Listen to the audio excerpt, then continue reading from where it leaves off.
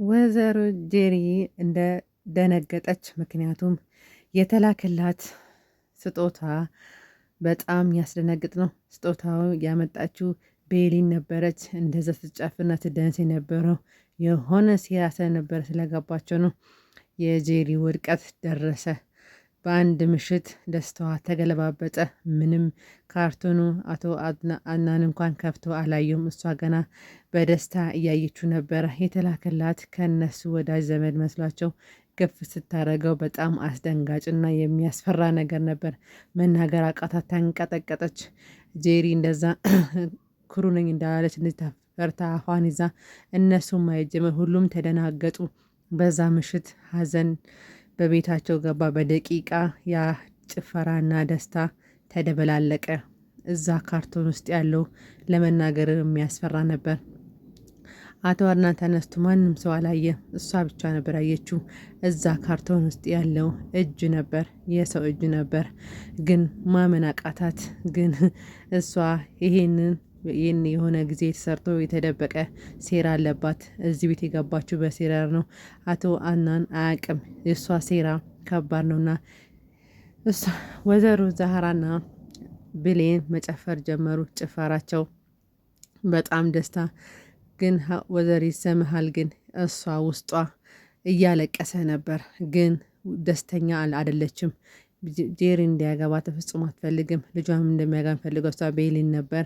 ቤሊን ደግሞ በዚህ በማይሆን ተልካሻ ነገር ከሱ እንድትርቅ ተደርጓል። ግን አሁን ጄሪ ጉዷ ሊፈላ ነው።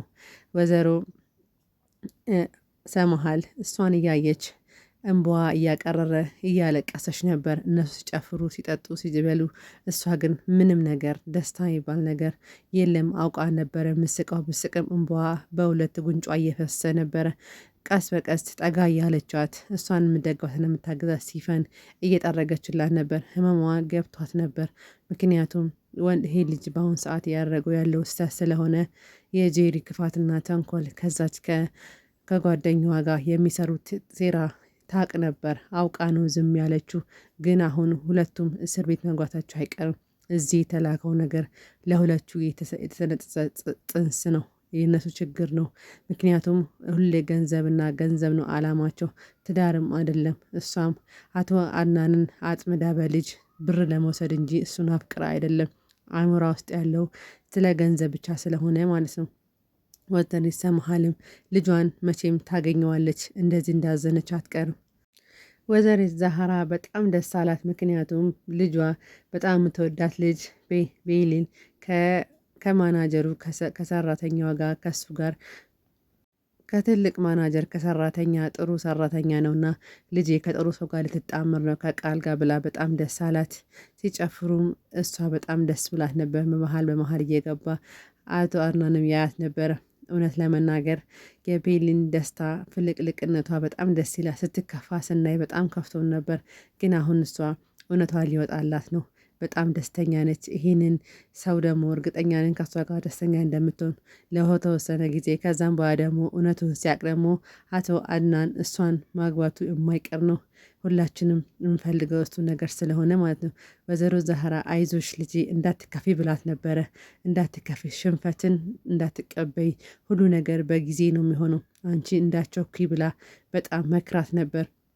እሷም ደግሞ የእናቷን ምክር ተቀብላ ነበረ እዚህ ቤት የታደመች። ሰርጉ ላይም መቅረብ አልፈልግም ነበር። ነገር ግን በአቶ ዛህራ ምክንያት ነው በወይዘሪት ዛህራ ምክንያት ነው። እሷ ነች እዚህ ሁሉ ያበቃቻት። ነገር ግን ሲጨፍሩ እንኳን አቶ አድናን በጣም ሲያያቸው ነበረ።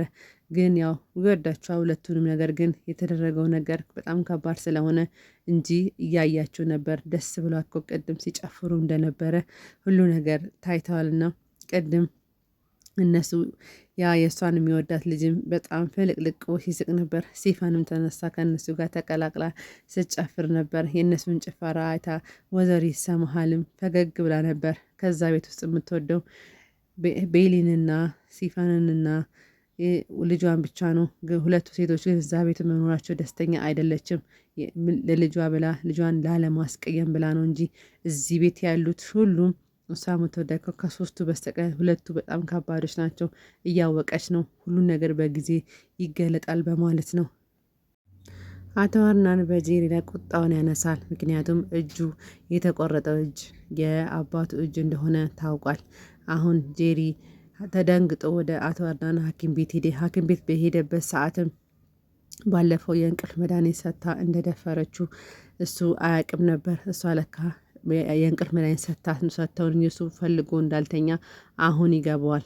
ወዲያውኑ ወይዘሪት ጄሪ መታ የእሷን ኢላማ ስለ ኢላማዋን ለማሳካት እኔ ኮ አርግዣለሁ ትለዋለች። እኔ ኮ አርግዣለሁ ብላ እሱን ታስደነግጣል። እሱ ግን እሱን ሊቀበልም አልቻለ። ምክንያቱም በእሱ ምክንያት ይሄ ሁሉ በጄሪ ምክንያት ነው ፍቅረኛዬን ላጣ የተነሳሁት ብሎ ምክንያቱም እሱ የሚወደው ሌላ አሁን እየሆነ ነገር ሌላ ስለሆነ ይሄ ሁሉ በአንቺ ጥፋት ነው። ግን ይሄንን የአባቴን መጨረሻ ሊና ያንቺን ጉድም ደሞ አወጣልሻለሁ ብሎ ጄሪ ጋር ተፋጠጡ። ምክንያቱም ሁሌ ጄሪ በገንዘብና መፈልገውን ሊያ ነገር ስለሆነ አሁን ደግሞ ያቺ የእሱ አክስትም ጉዷ ሊፈላ ነው። ምክንያቱም ይሄን ሁሉ የምታደርገው እሷ ስለሆነች እንዴት የገዛ የወንድሟን ልጅ እንደዚህ ትመርዛለች? እንዴት ፈጣሪዋን እንኳን አትፈራም?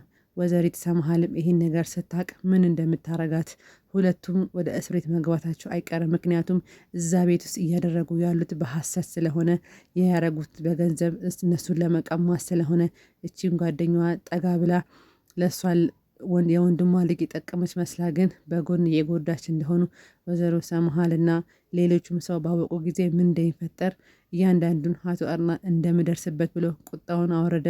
ሁላችሁንም ልካችሁን አስገባችኋል እያለ እያንዳንዱን ነገር እደርስበታለሁ ከኔ ኋላ መሰሩትና እያንዳንዱን ሴራውን ስደርስበት እዚህ ቤት ያለው ነገር ሁሉ ልኩና ያውቃል ብሎ ሁላቸውን መናገር ጀመረ። አይ ካሁን በሐኪሙ ግን አንተ ይሄ መድኃኒት ትወስድ ነበረው የእንቅልፍ መድኃኒት ብሎ ጠየቀው።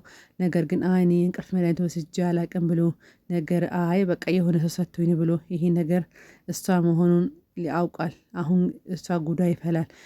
መጀመሪያውም አልፈለግም ነበር። አሁን የመጨረሻው የእሷ ቀን እየደረሰ ነው። ጄሪ ውርደቷ ቀርቧል። አሁን እናትየዋም ሁለቱም አውቃ ነው እንጂ ባለፈው ነገራችሁ ነበር አልታመመችም። የእነሱን ጉድ ለማወቅ ነው። ምክንያቱም አንዳንዴ ፈገግ ትላለች እነሱ የሚያደርጉትን ሴራ እያየች ፈገግ ትላለች። ምክንያቱም ይቺ አክስት ተብዬዋ ባለፈውም እንሳቸው ጋር ቁጭ ወይዘሪት ሰምሃል ጋር ቁጭ ብላ የምታደርገው የምታነበንበውን ሁሉ ወይኔ ለራስሽ እንኳን ለቤትሽ ባዳ ሆንሽ ብላ ስታሽመጣት ነበር። አሁን ግን ያለውን ነገር እያወቀች አንድ ቀን አውቃ ዝም ብላ የተናገረች ቀን ሁላቸውም ከዛ ቤት ተጠራርጎ ይወጣል። ጄሪም ልጇን የሐሰት ልጇን ያረገዘችም አይደለም አውቃ ይሄ ሁሉ ገንዘቡንና እሱ ጋር ለመሆን እንጂ የተረገዘ ነገርም የለም። ሜርሲ ድጋሜ ጄሪን ከዳቻት። ምክንያቱም አንቺ ለምንድን ነው እኔ አሁን ካሁን በኋላ ከጎንሽ አልሆንም። ምክንያቱም የልጄ እስካሁን ያደረሽውን ነገር ይበቃሻል ብላ ተገለበጠችባት። እሷን በጣም ደነገጠች። ምክንያቱም ለወይዘሮ ሰምሃል የሰጠሽውን መርዝ እሱን ምናገርብሻል ብላ በጣም ፋጠጠቻት። ምክንያቱም እሷ የምፈልገው ገንዘብ ስለሆነ ስላልተሳካላት ከወይዘሮ ሰምሃል ጋር ያለውን ግብ ግብ ለመፍጠር ነበር እንጂ እሷ ልጁንም እስካሁን እኔ አግዥሻለሁ የራስሽ ጉዳይ አለቻት። ሜርሲ ልክ ልኳን ነገር ካለ ሜሪ ሁለቱም አልተስማሙም። ሁለቱም አሁን የእጃቸውን ሊያገኙ ነው። ምክንያቱም እስካሁን ድረስ እኔ ዝም ያልኩሽ ያገዝኩሽ ያቅሜን ችያለሁ ካሁን ባላገላግዝሽ አልችልም ብላ ሜርሲ ተናገረች። እሷም ጄሪ አበደች፣ በጣም ተቆጣች። ምክንያቱም እኔ እኮ አንቺን አምኜን እዚህ ውስጥ የገባሁት ጓደኛዬ ልታግዥኝ ይገባል፣ መጨረሻውማ ከአንቺ ጎን ነው መሆነው ብለሽ ነበር፣ አሁን ግን አንቺም ከዳሽኝ ብላ ጄሪ ማልቀስ ጀመረች። ችግሩ እሷ ላይ ተደራረበ። ሁሉም ሰው በጣም ተደናገጠ። እየተደረገ ያለው እዛ ቤት ውስጥ ከባድ ጭቅጭቅ ስለሆነ ወይዘሮ ሰምሃል ፈገግ በፈገግታ ብቻ ከወይዘሮ ዛህራ ጋር ይተያያሉ። ምክንያቱም እነሱ የሚያደርጉን ሴራ ስለሚያውቁ እያንዳንዱን ነገር በአይን እየተከታተሉ ነበረ። ይሄ ነገር የመጣውም ሁሉ ነገር ጄሪን እና ወይዘሮ ሜርሲን ያለውን ነገር አሁን መጨረሻው ይወጣባቸዋል። ውድ ቤተሰቦቼ ቻናል ተከታታዮች ላይክ ሼር በማድረግ ቤተሰብ ሁኑ። ሁላችሁም አመሰግናለሁ።